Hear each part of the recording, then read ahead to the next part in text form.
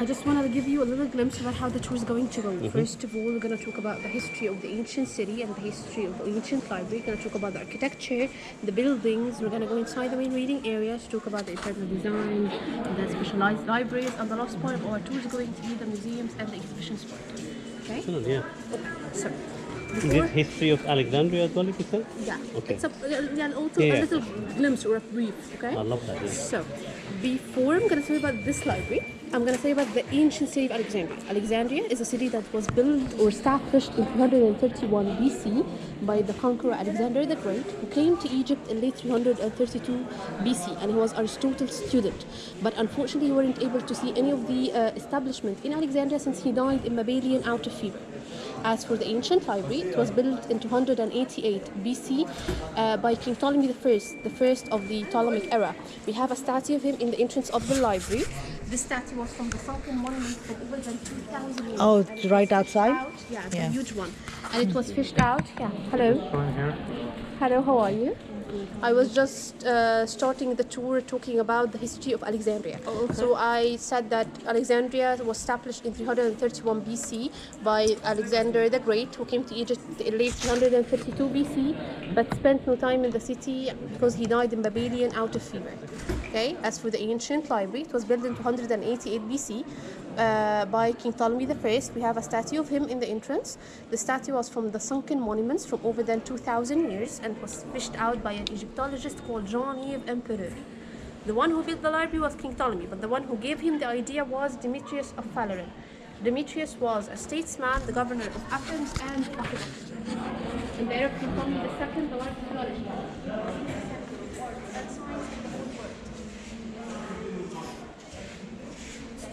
Contain more than 7,100 scrolls, which is equivalent to more than 100,000 printed books nowadays. That's a very large number concerning that era. That's why they had to build another library to contain all of these books. This library was built in the Serapeum Temple near Pompey's pillar right now. Both libraries were destroyed, unfortunately. The royal library, or the big library, was destroyed in 48 BC during the Alexandrian War between the Roman fleet led by Julius Caesar and the Egyptian fleet led by King Ptolemy XIII. During the war, the library was caught on fire and was totally destroyed. As for the How did it catch fire? The library was on the shore. It wasn't that far, and during the war, because the fleet came from the sea, so during the war they threw fire upon each other, and the library was caught on fire during the war. That's why it was caught by accident. By accident. accident. It wasn't on purpose. Yeah. Okay. As for the Daughters Library, it was destroyed in 391 current era due to a conflict inside the city of Alexandria, and this conflict led to the destruction of the Serapeum Temple, and by that the destruction of the library itself. And by year 400, there was no sign of both libraries at all; they were totally vanished. As for Alexander himself was the Roman guy, yeah? Yeah, Greek. He was Greek. He was Greek. Alexander was Greek. Okay. The rebirth of the library. In 1972, a Greco-Roman professor called Mustafa Al-Abbadi called for the rebirth of the library. In 1989, an international competition was held between the UNESCO and the Egyptian government to pick the design of the library. More than 1,400 offices enrolled in this competition.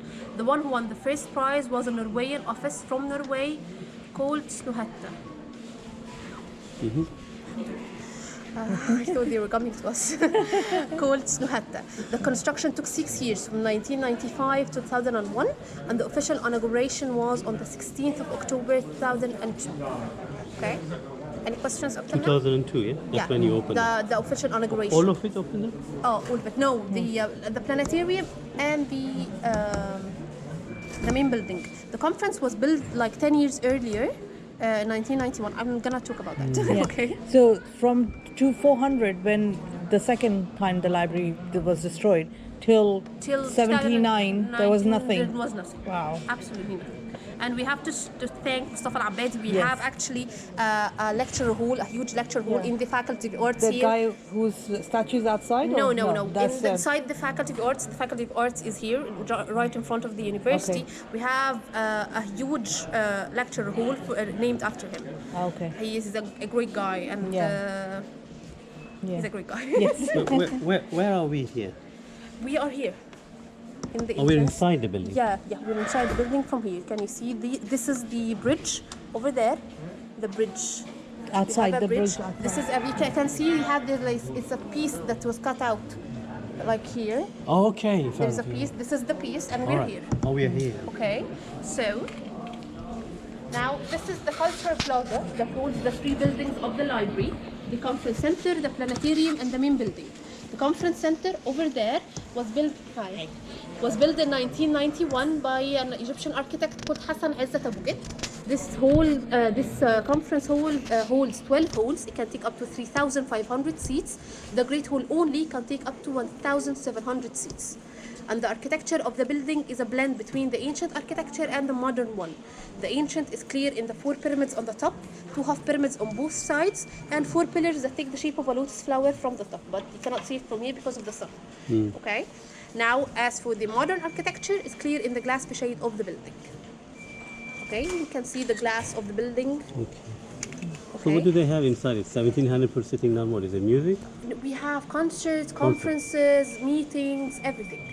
Okay, and here is the planetarium. The planetarium is a multi-dimensional cinema that shows movies about astronomy, astrology, science in general. Under the planetarium, we have the History of Science Museum and the Alexploratorium. The Alexploratorium is a place for kids under 16 years old where they can do their experiments, the physics experiment and the chemical experiments. Very fun and very safe at the same time because there is supervision from the staff of the planetarium. As for the History of Science Museum, it talks about history of science of Egypt from 3 different eras: the Pharaonic era, followed by the Hellenistic era, Greco-Roman era, and last by the Islamic era. Okay, as you can see, the planetarium takes the shape of a sphere, symbolizes planet Earth that revolves around the sun, symbolized in the main building that we're standing in right now. It takes the shape of a rising sun, symbolizes the illumination of knowledge to the whole world. Did you see the exterior wall when you came inside? This wall is made from 6,000 granite blocks, came from Aswan, engraved in them more than 4,200 letters from over than 120 different languages, the old and the new. They symbolize the unity of civilization and cultures inside the Library of Alexandria. What have they written? Eh? You said they're written in different languages. Different languages you have. What have they written? What are they written of? No, they engraved. They engraved them inside the granite itself. So they've written words. Words, yeah, letters. But what is it symbolizing anything, or is it Symbolize just, the unity just of civilization. words The and- words are different, just different cultures, different languages. Is it actually from over- words, or is it no, just letters? letters? Letters, just letters. Letters. So from- random letters. Random letters, yeah.